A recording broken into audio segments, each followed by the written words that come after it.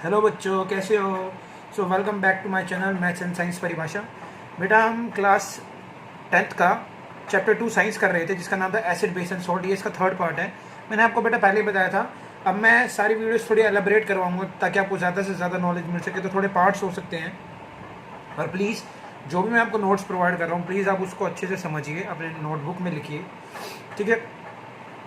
तो बेटा, आज का हमारा पहला पॉइंट है। लास्ट क्लास में हमने पढ़ा था कि जो एसिड है वो रिएक्ट करते थे मेटल कार्बोनेट और मेटल हाइड्रोजन कार्बोनेट के साथ। और मैंने आपको ये भी बताया था कि जो मेटल कार्बोनेट होते हैं और मेटल हाइड्रोजन कार्बोनेट होते हैं बेटा, वो बेसिक इन नेचर होते हैं, ठीक है। एक तरीके से वो बेसिक इन नेचर होते हैं ना। आज हमारा पहला पॉइंट क्या बेटा, कि carbon dioxide gas react with lime water. Carbon dioxide gas को जब भी हम रिएक्ट करते हैं लाइम वाटर के साथ, कैल्शियम हाइड्रोक्साइड का बेटा दूसरा नाम है कार्बन डाइऑक्साइड, ठीक है। तो वो कैल्शियम हाइड्रोक्साइड मतलब CaOH का ट्वाइस को जब हम रिएक्ट करते हैं कार्बन डाइऑक्साइड गैस के साथ, तो क्या बनता है बेटा, कैल्शियम कार्बोनेट बनता है, ठीक है। और हमारा क्या बनता है बेटा, H2O। मतलब when CO2 gas is pass through lime water, CO2 gas lime water से पास करते हैं तो कैल्शियम कार्बोनेट बन जाता है बेटा। याद है बेटा, आपने छोटी क्लासेस में भी पढ़ा है, 9th क्लास में भी पढ़ा है कि CO2 गैस लाइम वाटर को मिल्की बना देती है। CO2 गैस लाइम वाटर को मिल्की बना देती है। तो जो ये वो मिल्की चीज बनती है ना बेटा, जो मिल्की फेस बनता है, वो किसका होता है, कैल्शियम कार्बोनेट का होता है बेटा। वाइट प्रेसिपिटेट होता है बेटा ये। मैं प्रेसिपिटेट आपको बता देता हूँ। आप फर्स्ट चैप्टर में आपने पढ़ा होगा कि प्रेसिपिटेट क्या होता है, इनसोल्यूबल होता है, इनसोल्यूबल सॉलिड है जो वाटर के बॉटम में, एक्वस सोल्यूशन के बॉटम में रह जाता है, इनसोल्यूबल होता है ये पानी के अंदर, ठीक है बेटा। तो अगर मैं CO2 को लाइम वाटर से पास करता हूँ तो वो मिल्की हो जाती है, बिल्कुल ठीक।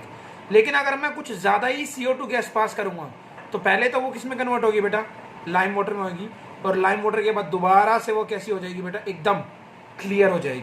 मतलब if excess of CO2 gas is pass through lime water, अगर कुछ ज़्यादा ही CO2 गैस को तुम पास करोगे लाइम वाटर में due to the formation of white precipitate of calcium carbonate, तो पहले तो क्या बनेगा बेटा, कैल्शियम कार्बोनेट बनेगा, ठीक है बेटा। मतलब वो मिल्की हो जाएगा। देन फर्स्ट डिजोल्व्स, देन उसके बाद क्या हो जाएगा बेटा, वो डिजोल्व हो जाएगा, क्या होता है, एकदम वो क्लियर हो जाएगा। वो क्लियर किसी वजह से होगा, क्योंकि क्या बनेगा बेटा, कैल्शियम हाइड्रोजन कार्बोनेट, ठीक है ना। Solution becomes clear again. मतलब पहले CO2 गैस को पास किया लाइम वाटर से तो वो मिल्की बन गया, क्यों, क्योंकि बेटा CaCO3 बना था, ठीक है। अब उसी सोल्यूशन के अंदर से हमने ज़्यादा ही CO2 गैस पास कर दिया है, ठीक है बेटा। मतलब कैल्शियम कार्बोनेट को हमने पानी में डाला और उसके अंदर से ज़्यादा ही CO2 गैस पास कर दी। पहले थोड़ी पास करी, फिर ज़्यादा ही लगातार पास करते रहे, तो जो पहले मिल्की हो गया था वो दोबारा से सोल्यूशन कैसा हो जाएगा बेटा, क्लियर हो जाएगा। वो क्लियर क्यों होगा बेटा, क्योंकि क्या बनेगा, कैल्शियम हाइड्रोजन कार्बोनेट, CaHCO3 का ट्वाइस। ये चीज़ आपको याद रखना है बेटा, ठीक है। अब बेटा आपको ये पता होना चाहिए कि if someone is suffering from the problem of acidity, कभी कभी क्या होता है, मैं आपको बायो में ये चैप्टर करवाऊंगा बेटा, लाइफ प्रोसेस में है ये, कि हमारे बेटा स्टमक में HCl प्रोड्यूस होता है, ठीक है। और कभी कभी क्या होता है, किसी चीज़ की वजह से वो HCl हमारी स्टमक की वॉल को टच करने लग जाता है, जिसकी वजह से हमें एसिडिटी होने लग जाती है। तो if someone is suffering from the problem of acidity after overeating के बाद अगर if someone is suffering from acidity से प्रॉब्लम से वो सफ़र कर रहा है, तो we can suggest taking baking soda solution as remedy. तो हम उसको ये बोल सकते हैं रेमेडी, मतलब दवाई के तौर पर वो क्या ले सकता है, बेकिंग सोडा। क्यों बेटा, बिकॉज बेकिंग सोडा का फॉर्मूला बेटा मैं आपको अभी बता देता हूँ। बेकिंग सोडा हमारा होता है NaHCO3, सोडियम हाइड्रोजन कार्बोनेट, ठीक है बेटा। तो बेकिंग सोडा के अंदर सोडियम हाइड्रोजन कार्बोनेट होता है, या बेकिंग सोडा ही सोडियम हाइड्रोजन कार्बोनेट होता है।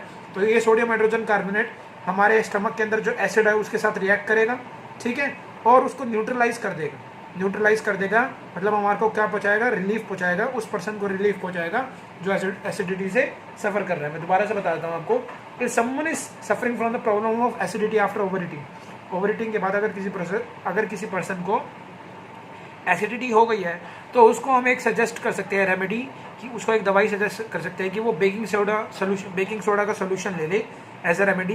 क्योंकि बेकिंग सोडा बेटा सोडियम हाइड्रोजन कार्बोनेट होता है, जो कि एक बेस होता है, तुम्हें पता होना चाहिए। Sodium hydrogen carbonate last class में बताया था मैंने, बेस होता है। और बेस क्या करता है बेटा, HCl के साथ रिएक्ट करता है। ये HCl कहाँ होता है बेटा, हमारे स्टमक में प्रोड्यूस होता है, और ये उसको एसिड को क्या कर देता है, न्यूट्रलाइज कर देता है, मतलब उसको नलीफाई कर देता है, उसकी पावर को एकदम खत्म कर देता है, जिससे पर्सन को क्या पहुंचता है बेटा, जिससे पर्सन को रिलीफ पहुंचता है, ठीक है बेटा। नेक्स्ट पेज करते हैं हम। अब बहुत सारी चीज़ें आपके सामने आने वाली है बेटा, इसको अच्छे से समझना सभी चीज़ों को, क्योंकि अभी आपके लिए बहुत इंपॉर्टेंट होने वाली है। नाउ बेटा देखो, dilute H2SO4 react with metal carbonate. क्या बोल रखा है? डाइल्यूट H2CO4, H2SO4 मतलब सल्फ्यूरिक एसिड। अगर हम H2SO4 को रिएक्ट कराएं किसके साथ? मेटल कार्बोनेट के साथ। तो सपोज मैं एग्जांपल ले लेता हूं Na2CO3 सोडियम कार्बोनेट, ये भी तो एक मेटल कार्बोनेट है। तो मैंने आपको याद है लास्ट क्लास में बताया था कि सारे मेटल कार्बोनेट बेटा बेस होते हैं। सारे मेटल कार्बोनेट क्या होते हैं? बेस। और ये क्या है बेटा? एसिड है। ये क्या है बेटा? एसिड है। तो एसिड जब भी रिएक्ट करता है बेस के साथ, आगे जाके हम पढ़ने वाले हैं, एसिड जब भी रिएक्ट करता है बेस के साथ तो क्या बनता है बेटा? Salt plus water. तो वाटर तो बनेगा ही बनेगा पीछे, ठीक है। उसके साथ साथ बेटा बेस में क्या है? कार्बोनेट है, तो CO2 गैस बनेगी बनेगी।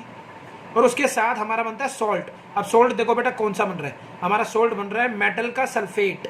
तो मेटल कौन सा है? Na, और सल्फेट मतलब Na2SO4। तो जब भी तुम सल्फ्यूरिक एसिड को सोडियम कार्बोनेट के साथ रिएक्ट करोगे तो sodium sulphate plus H2O plus CO2 gas बनेगी बेटा, ठीक है। अब मैं आपको एक चीज़ बताने वाला हूँ कि जो ये मेटल कार्बोनेट होता है, ठीक है, ये मेटल कार्बोनेट हम कैल्शियम कार्बोनेट भी ले सकते थे, ये चीज़ याद रखना आप। ये मेटल कार्बोनेट हम कैल्शियम कार्बोनेट भी ले सकते थे। मैं आपको एक बार बताता हूँ अच्छे से तरीके से ये चीज़ सॉल्व करके। टेंशन ना लो आप, बिल्कुल टेंशन ना लो आप। एक सेकेंड बेटा, देखो बेटा अब इस पे ध्यान देना, उस पर हम बाद में देखेंगे। सपोज मैंने आपको अच्छे से दिख रहा है बेटा, ठीक है।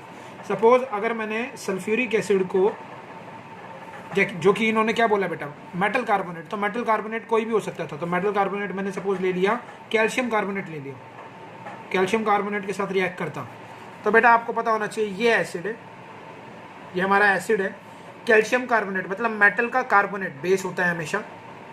तो जब भी एसिड रिएक्ट करता है बेस के साथ क्या बनता है? Salt plus water. वाटर बनेगा ही बनेगा, और कार्बोनेट है तो CO2 बनेगी। और अब सॉल्ट कौन सा बनेगा? तो सॉल्ट बनता है बेटा मेटल का सॉल्ट। तो मेटल का सॉल्ट मतलब कैल्शियम सल्फेट। क्या बनता है बेटा?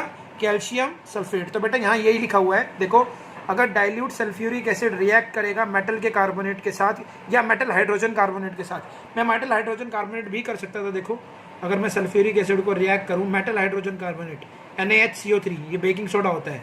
तो वो ये बेटा ये बेस होता है, अभी आपने पढ़ा, हम एसिडिटी को दूर करने के लिए लेते हैं। ये एसिड होता है। सेम चीज़ एसिड और बेस रिएक्ट करेगा तो क्या बनेगा? H2O बनेगा ही बनेगा, ओबियस है। यहाँ कार्बोनेट है, CO2 बनेगी बनेगी, और सॉल्ट बनेगा। अब सॉल्ट देखो बेटा किसका बनता है? मेटल का सॉल्ट बनता है।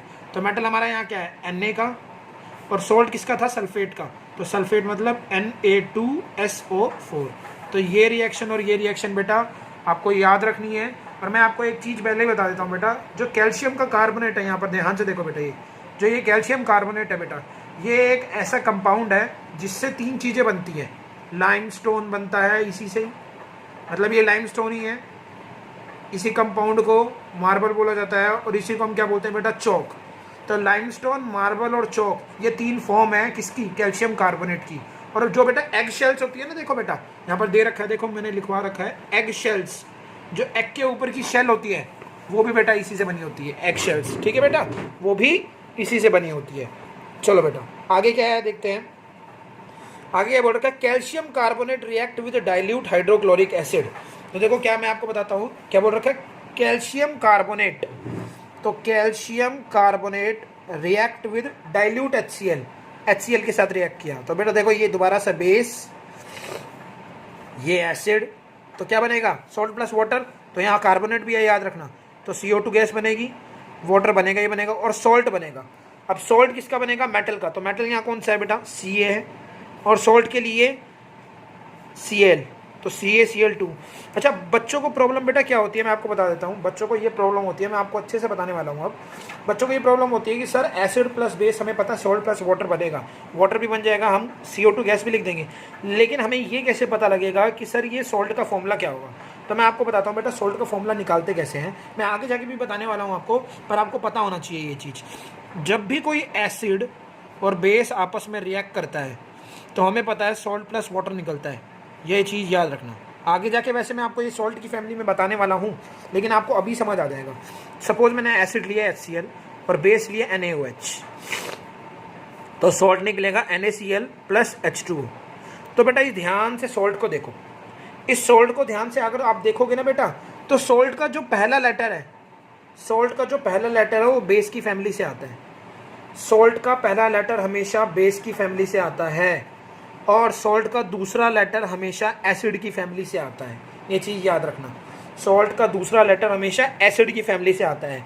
तो अगर मैं आप ऊपर वाले को रेफर करूँ, देखो बेटा ये बेस था, ये एसिड था। सॉल्ट की देखो, सॉल्ट का पहला लेटर देखो बेटा बेस की फैमिली से आ रहा है कि नहीं आ रहा, और सॉल्ट का दूसरा लेटर बेटा एसिड की फैमिली से आ रहा है। तो ये क्या बन गया हमारा CaCl2 plus CO2 plus H2O। तो हमें यहाँ क्या दिया हुआ है, देखो बेटा अगर कैल्शियम कार्बोनेट को हम रिएक्ट करते हैं डाइल्यूट HCl के साथ, तो हमने क्या किया, कैल्शियम कार्बोनेट को रिएक्ट करा दिया HCl के साथ, तो क्या बनेगा हमारा, कैल्शियम क्लोराइड बन रहा है बेटा, बन रहा है, कार्बन डाइऑक्साइड गैस बन रही है और वाटर बन रहा है। ठीक है, सिमिलरली अगर मैं कैल्शियम कार्बोनेट को रिएक्ट करूँगा H2SO4 के साथ, करके दिखा देते हैं। कैल्शियम कार्बोनेट को रिएक्ट करते हैं हम H2SO4 के साथ, बेटा सेम चीज़ है, ये बेस है, ये एसिड है, तो क्या बनेगा बेटा सॉल्ट प्लस वाटर, और यहाँ पर CO2 गैस भी है देखो बेटा, तो CO2 लगा दो और पीछे H2O लगा दो।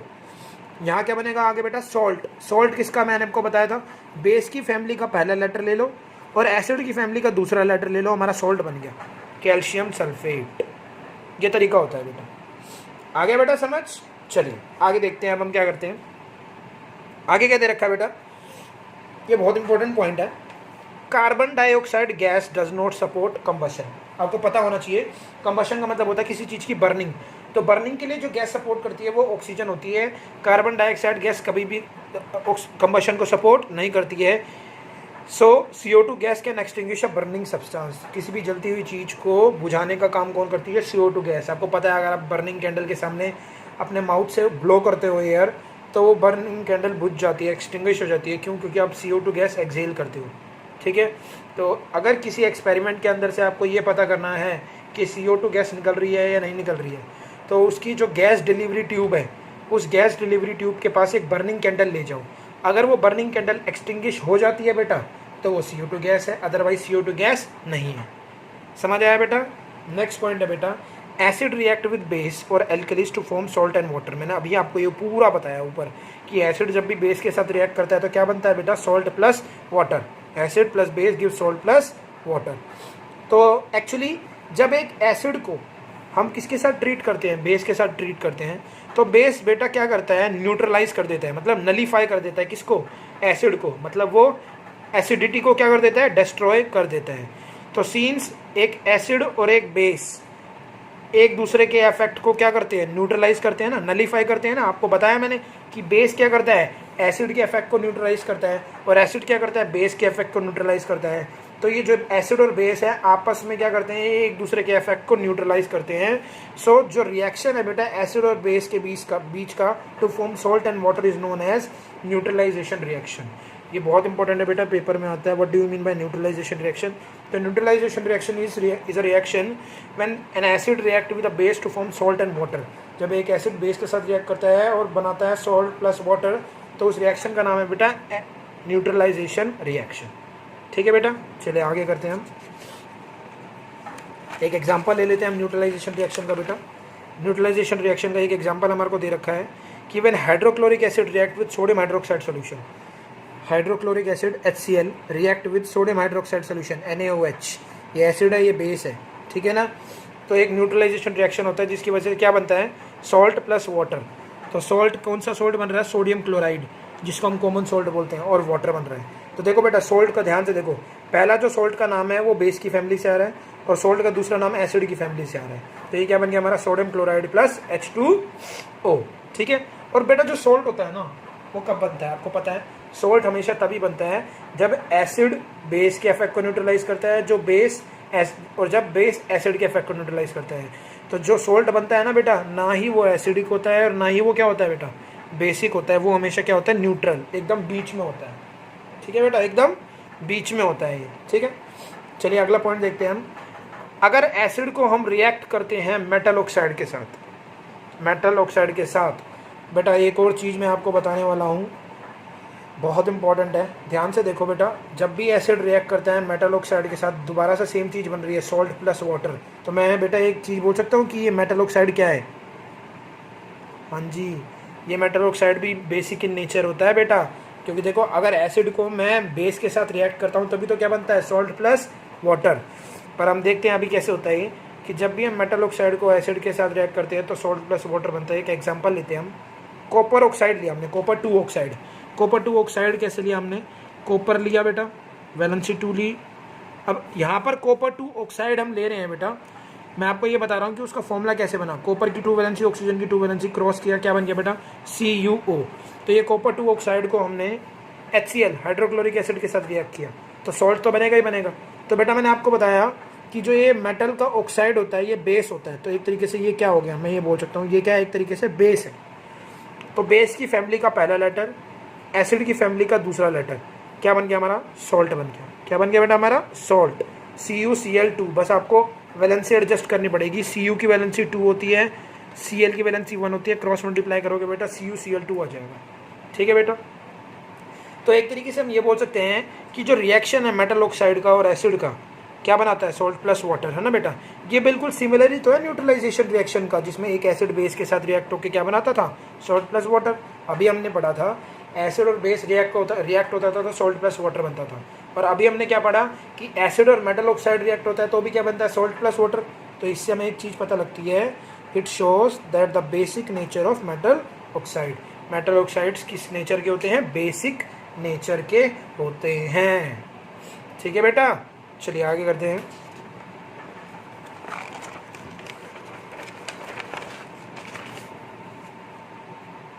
तो मेटल ऑक्साइड की तरह एक पॉइंट है नोट करने के लिए, मेटल ऑक्साइड की तरह बेटा मेटल के जो हाइड्रो ऑक्साइड होते हैं वो भी बेसिक इन नेचर होते हैं। अभी हमने पढ़ा भी था बेटा, मैं आपको एक एग्जांपल बताता हूँ। अभी हमने पढ़ा भी था ये चीज़, मेटल ऑक्साइड तो पढ़ लिया हमने, मेटल हाइड्रो ऑक्साइड। अगर मैं किसी एसिड को मेटल के हाइड्रो ऑक्साइड मतलब NaOH, देखो ये मेटल का हाइड्रो ऑक्साइड है, इसके साथ रिएक्ट करता था मेरा, तो ये सॉल्ट प्लस वाटर बनता था कि नहीं बनता? तो एसिड, तो ये क्या हो गया बेटा? बेस। तो चाहे मेटल का ऑक्साइड हो बेटा, मैं आपको देखो यहाँ पर लिख के बताता हूँ, ठीक है। चाहे मेटल का ऑक्साइड हो, चाहे मेटल का हाइड्रो ऑक्साइड हो, चाहे मेटल का कार्बोनेट हो, चाहे मेटल का हाइड्रोजन कार्बोनेट हो, ये सारे बेसिक इन नेचर होते हैं बेटा, सारे बेसिक इन नेचर होते हैं, एल्कलीज होते हैं। ठीक है ना, ये आगे समझ बेटा। तो एसिड रिएक्ट करेगा मेटल हाइड्रोक्साइड के साथ, क्या बनाएगा बेटा? Salt and water. अब एक एंटासिड है, मैंने आपको बताता हूँ पहले एंटासिड क्या होता है बेटा। हमारे स्टमक की एसिडिटी को दूर करने के लिए हम एक दवाई खाते हैं, उसको हम बोलते हैं एंटासिड। तो बेटा एक एंटासिड है जिसका नाम है मिल्क ऑफ मैग्नीशिया, जिसका नाम है मिल्क ऑफ मैग्नीशिया। ठीक है बेटा, जो हमारी बॉडी में से इनडाइजेशन को रिमूव करने के काम आता है, तो which is use to remove indigestion. ठीक है, तो जो इनडाइजेशन दूर करने के काम आता है ना बेटा, उस मिल्क ऑफ मैग्नीशिया, ये साइंटिफिक नेम है बेटा, वो मिल्क ऑफ मैग्नीशिया का नाम क्या है बेटा? मैग्नीशियम हाइड्रोक्साइड, MgOH का ट्वाइस। जो भी नेचर में कैसे होते हैं बेटा? बेसिक। मैंने अभी आपको बताया, देखो मैग्नीशियम क्या है? मेटल हाइड्रोक्साइड, तो metal hydroxide basic in nature ही होते हैं। देखो बेटा, metal hydroxide basic in nature ही होते हैं। तो एक एंटासिड आता है जिसका नाम है मिल्क ऑफ मैग्नीशिया, और उसका साइंटिफिक नेम क्या है बेटा? मैग्नीशियम हाइड्रोक्साइड, जो कि इंडाइजेशन को दूर करता है। आपको पता होना चाहिए, मिल्क ऑफ मैग्नीशिया उसका नाम है, मैग्नीशियम हाइड्रोक्साइड उसे हम बोलते हैं, उसका फॉर्मूला पता होना चाहिए, वो बेसिक इन नेचर होता है। अब ये बेसिक इन नेचर होता है बेटा, तभी तो एसिडिटी को दूर करता है, तभी तो एसिडिटी को दूर करता है। ठीक है बेटा, चलो अब एसिड की 8th प्रॉपर्टी पढ़ते हैं हम। Acids have corrosive nature, acids का नेचर कोरोसिव है बेटा। हमने पढ़ा था एसिड्स 2 तरीके के होते थे, ऑर्गेनिक और मिनरल। तो जो मिनरल एसिड होते थे वो बेटा बहुत डेंजरस होते थे, बहुत डेंजरस होते थे हमारी बॉडी के लिए भी। ठीक है, और जो मिनरल एसिड्स थे वो हमारी स्किन को बर्न कर सकते थे, हमारे अटैक कर सकते थे, हम पे अटैक कर सकते थे, और हमारे बहुत सारे मटेरियल्स को ईट अप भी कर सकते थे। लेकिन जैसे क्लॉथ्स है, वुड है, मेटल है, ठीक है बेटा। तो जो बेटा ये जो बर्न करने का काम करते हैं, जो किसी भी चीज़ को ख़राब करने का काम करते हैं, उसको हम बोलते हैं कोरोसिव। जैसे बेटा आपको पता है कि अगर हमने कोरोजन पढ़ा था, एक वर्ड टर्म पढ़ी थी, कोरोजन का मतलब क्या होता था कि जब भी किसी कभी भी मेटल किसी लिक्विड के कांटेक्ट में आता है, चाहे वो मॉइस्चर हुआ, वाटर हुआ, एयर हुआ या कोई एसिड हुआ, तो देखो यहाँ अगर एसिड के कांटेक्ट में कोई मेटल आता है तो वो क्या हो जाता है, कोरोसिव हो जाता है। ठीक है, अब नोट करने वाली बात है बेटा कि एसिड्स को कभी भी मेटल कंटेनर में नहीं रखा जाता, क्योंकि वो ग्रेजुअली मेटल को कोरोड कर देते हैं और मेटल कंटेनर को एकदम ईट अप कर जाते हैं, खा जाते हैं, उनको वीक कर देते हैं। इसलिए जो भी एसिड्स हैं उनको ग्लास और कैरामिक्स के कंटेनर्स में रखा जाता है, क्योंकि ये एसिड से इनके ऊपर कोई इफेक्ट नहीं पड़ता। ग्लास एंड कैरामिक्स बहुत इंपॉर्टेंट पॉइंट है, याद रखना बेटा। ठीक है बेटा, तो in addition to concentrated mineral acids, अभी हमने पढ़ा मिनरल एसिड्स बहुत डेंजरस होते हैं। ठीक है, क्योंकि ये स्ट्रॉन्ग एसिड होते हैं एक तरीके से। मिनरल एसिड्स कौन से होते हैं बेटा, स्ट्रॉन्ग एसिड होते हैं। तो अगर हम स्ट्रॉन्ग बेस की भी बात करें, जैसे NaOH, ये भी बहुत क्या होता है, कोरोसिव होता है, और ये भी हमारी स्किन के ऊपर अटैक करके हमारी स्किन को डिस्ट्रॉय कर सकता है। मतलब सिर्फ स्ट्रॉन्ग एसिड ही नहीं, स्ट्रॉन्ग बेस भी होते हैं जो हमारी स्किन के ऊपर अटैक कर सकते हैं। ठीक है बेटा, चलिए आगे बढ़ते हैं। अच्छे से समझ के लिखिएगा बेटा, अगर नहीं आया समझ तो प्लीज़ कमेंट में बताइएगा, मैं उस पॉइंट को दोबारा समझाऊंगा। ओके बेटा, चलिए अब एक क्वेश्चन आता है कि what do all acids have in common. सभी एसिड्स के अंदर कॉमन क्या है। तो बेटा अगर मैं सभी एसिड की बात करूं, ध्यान से देखो, अगर मैं एसिड की बात करूं HCl है, एसिड की बात करूं H2SO4 है, एसिड की बात करूं HNO3 है, एसिड की बात करूं तो बेटा H2CO3 है, एसिड की बात करूं CH3COOH है, हमारा हाइड्रोक्लोरिक एसिड है, सल्फ्यूरिक एसिड है, नाइट्रिक एसिड है, कार्बोनिक एसिड है, एसिटिक एसिड है। इन सभी एसिड के अंदर देखो बेटा एक चीज कॉमन है, हाइड्रोजन। इन सभी के अंदर हाइड्रोजन क्या है बेटा, कॉमन है। तो ये चीज याद रखना, all the acids contain hydrogen. सभी एसिड्स के अंदर क्या होता है बेटा, हाइड्रोजन होता है। और जो हाइड्रोजन एसिड्स के अंदर कंटेन होता है ना बेटा, जब हम उसे पानी के अंदर मिलाते हैं, मतलब सपोज मैंने क्या लिया बेटा, एक कॉन्सेंट्रेटेड एसिड लिया। ठीक है, कॉन्सेंट्रेटेड एसिड को मैंने पानी के अंदर डाल दिया। आपको याद है कॉन्सेंट्रेटेड एसिड को पानी के अंदर क्यों डाला जाता था। बिल्कुल ठीक बेटा, कॉन्सेंट्रेटेड एसिड को पानी के अंदर हम उसे डाइल्यूट करने के लिए डालते थे। तो जब भी हम किसी भी कॉन्सेंट्रेटेड एसिड को पानी के अंदर डिसॉल्व करते हैं, तो जो एसिड के अंदर हाइड्रोजन होता है ना बेटा, वो अलग हो जाता है। जो H+ आयन हाइड्रोजन आया है ना बेटा, वो अलग हो जाता है और वो पानी के अंदर चला जाता है। सपोज मैंने ये एसिड लिया और ये पानी लिया, इसके अंदर मैंने जब एसिड डाला, ठीक है, आपको याद है वैसे ये चीज़, हम एसिड को वाटर के अंदर डालते थे, ना कि वाटर को एसिड के अंदर। ये चीज़ याद है ना आपको बेटा, ठीक है। तो हमने क्या लिया, वाटर लिया, हमने ये एसिड लिया, एसिड को वाटर के अंदर डाला ग्रेजुअली। तो आप एक चीज़ देखोगे बेटा कि जो ये एसिड के अंदर हाइड्रोजन होता है, ये H+ आयन्स जो होता है ना, वो पानी के अंदर डिसॉल्व हो जाता है। लिखा हुआ है बेटा, देखो, it separates out as positively charge hydrogen ion. वो HCl के अंदर से निकल जाता है और क्या बनाता है, पॉजिटिवली चार्ज हाइड्रोजन आयन। ठीक है बेटा, और वो सोल्यूशन के अंदर एंटर कर जाता है, मतलब वाटर के अंदर एंटर कर जाता है। तो एक चीज़ हम बोल सकते हैं बेटा कि एसिड एक सब्सटेंस होता है जो पानी के अंदर डिसॉल्व होने पे डिसएसोसिएट हो जाता है। डिसएसोसिएट मतलब अपने अंदर से हाइड्रोजन आयन को सेपरेट कर देता है। ये चीज़ याद रखना, ठीक है। आयन्स बनाता है, एक तरीके से मैं ये बोल सकता हूँ। तो N acid is a substance, acid एक सब्सटेंस है, when it dissolves in water, जब उसको पानी में डाला जाता है तो वो डिसएसोसिएट हो जाता है, ये आयोनाइज हो जाता है। मतलब वो क्या प्रोड्यूस करता है, H+ ions, hydrogen ions produce करता है। फॉर एग्जांपल दिया हुआ इन्होंने कि हमने क्या लिया बेटा, हाइड्रोक्लोरिक एसिड को पानी के अंदर डाला, हाइड्रोक्लोरिक एसिड को डिसोसिएट किया, मतलब पानी के अंदर डाला एक तरीके से। तो जो हाइड्रोक्लोरिक एसिड है वो क्या हो जाएगा बेटा, H का प्लस अलग हो जाएगा और Cl का माइनस अलग हो जाएगा। ठीक है बेटा, H+ अलग हो जाएगा और Cl- अलग हो जाएगा। अब इस हाइड्रोजन आयन्स की वजह से ही HCl सोल्यूशन एसिड की तरह बिहेव करता है। तो कोई भी सोल्यूशन एसिड की तरह बिहेव तभी करेगा जब उसके अंदर कौन से आयन्स होंगे, H+ आयन्स। कोई भी एसिड, कोई भी सोल्यूशन एसिड की तरह तभी बिहेव करता है जब उसके अंदर क्या होते हैं बेटा, H+ आयन्स होते हैं। ठीक है बेटा। अब एक चीज़ नोट करने वाली है बेटा, मैंने आपको एक चीज़ बताई थी, देखो वो सेपरेट तो हो जाता है H+ आयन्स, लेकिन वो जाता किसके अंदर है, सोल्यूशन के अंदर, है ना। तो ध्यान से देखो कि जो हाइड्रोजन आयन है do not exist as H+ ions in solution. वो सोल्यूशन में जाने के बाद H+ आयन्स नहीं रहते, उनका नाम चेंज हो जाता है। सोल्यूशन में जाने के बाद वो H+ आयन्स नहीं रहते हैं, वो H+ आयन्स पानी के अंदर क्या हो जाते हैं, डिसॉल्व हो जाते हैं। तो देखो जो H प्लस आयन है वो पानी के अंदर डिजोल्व हो जाते हैं, और पानी के अंदर डिजोल्व होने के बाद वो क्या बनाते हैं, hydronium ions, H3O plus ions, H plus plus H3O H2O, तो क्या हो जाएगा H3O प्लस आयंस। तो मैंने आपको बता दिया ये एसिड था, ये पानी था, इस एसिड को पानी के अंदर डाला, इस एसिड के अंदर से H प्लस आयंस निकल के इस पानी के अंदर चला गया, तो जो H प्लस आयन पानी के अंदर जब मिक्स होगा तो क्या बनाएगा, हाइड्रोनियम आयन। तो हाइड्रोनियम आयन है जो यही है जिसकी वजह से जो एसिड सॉल्यूशन है वो इलेक्ट्रिसिटी कंडक्ट करता है। तो hydrogen ion must always be written as, hydrogen ion को हम H प्लस आयंस या H3O प्लस आयंस किसी भी फॉर्म में लिख सकते हैं, ठीक है। तो एक कॉमन चीज हमें पता लगी कि all the acid is that they produce hydrogen ion. Acids वही हैं जो हाइड्रोजन आयन क्या करते हैं, प्रोड्यूस करते हैं व्हेन डिसॉल्व्स इन वाटर, जब वो पानी के अंदर क्या होते हैं बेटा, डिसॉल्व होते हैं, ठीक है बेटा। सभी एसिड के अंदर हाइड्रोजन आयन होता है। हाइड्रोजन आयन जब एसिड को पानी के अंदर डाला जाता है तो हाइड्रोजन आयन अलग होकर पानी के अंदर मिक्स हो जाता है, और कौन से आयन बनाता है, हाइड्रोनियम आयन बनाता है। और एक कॉमन चीज़ है सभी एसिड के अंदर कि they produce hydrogen ion when dissolves in water, ठीक है बेटा।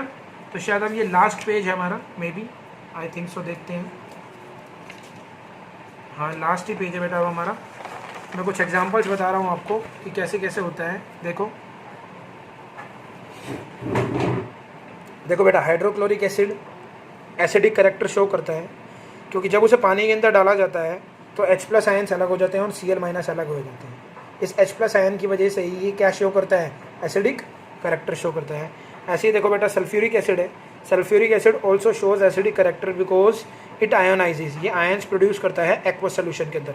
एक्वस सोल्यूशन मतलब पानी के अंदर जब डालते हैं, और क्या बनाता है, हाइड्रोजन आयन। तो देखो H2SO4 है, H प्लस अलग हो जाएगा और SO4 2 माइनस अलग हो जाएगा, सल्फेट आयन अलग हो जाएगा, ये सल्फेट आयन है बेटा।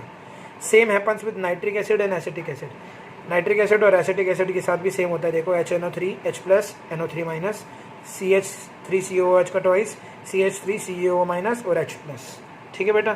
तो कोई भी एसिड हो, चाहे HCl हो, चाहे H2SO4 हो, चाहे HNO3 हो, चाहे CH3COO का ट्वाइस हो, CH3COOH हो, सॉरी, ये सारे के सारे एसिडिक कैरेक्टर शो करते हैं। क्यों? क्योंकि ये डिसएसोसिएट होते हैं, ये आयंस प्रोड्यूस करते हैं एक्वस सोल्यूशन के अंदर। और कौन से आयंस प्रोड्यूस करते हैं, हाइड्रोजन आयंस, ठीक है बेटा। पर एक बात आती है बेटा बच्चों के माइंड में कि जो कंपाउंड होते हैं, जैसे ग्लूकोज है बेटा और ये अल्कोहल है, जिसका फॉर्मूला मैं लिख रखा है C6H12O6 ग्लूकोज का, और अल्कोहल का फॉर्मूला होता है C2H5OH। वैसे ये इथेनॉल का फॉर्मूला है जो अल्कोहल की फैमिली से बिलोंग करता है बेटा।